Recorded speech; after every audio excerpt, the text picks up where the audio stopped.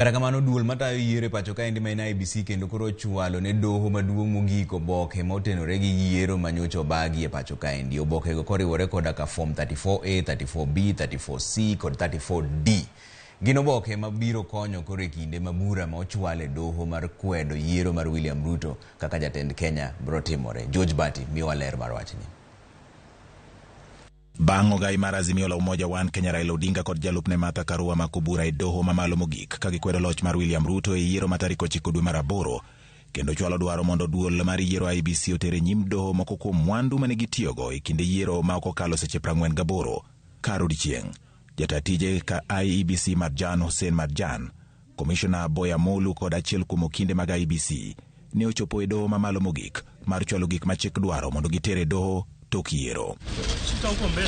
Komishona Boya Molu oketo ayanga mwandu mane gitero e doho mokoni oting'o forms mane otigodo e kuonde goyo ombulu, mago mane otigodo e lando duoko mar kuonde chung od bura, mane oriw go ombuch jatend piny kod mane oland godo duoko mar ombuch jatend piny. Certified copies of all Form S, that is Form 34S, and certified copies of Form 34B, and certified copy of Form 34C, and Form 34D. Those are the things we have submitted and officially received by court.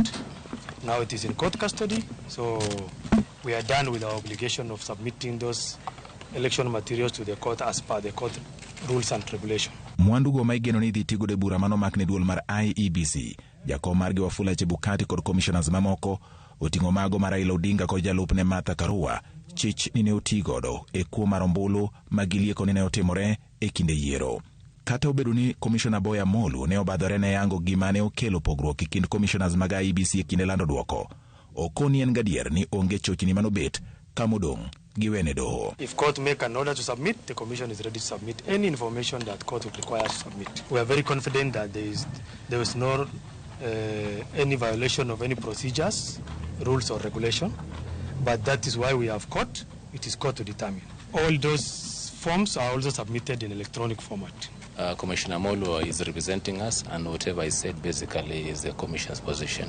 Kotenore gi bura modonjnegigo, okil mar IEBC Wambua Kilonzo olero ni gibiro chwalo duoko margi chieng' ngeso, kendo gin gigeno ni doho biro timo tichne kendo chiwo ratiro.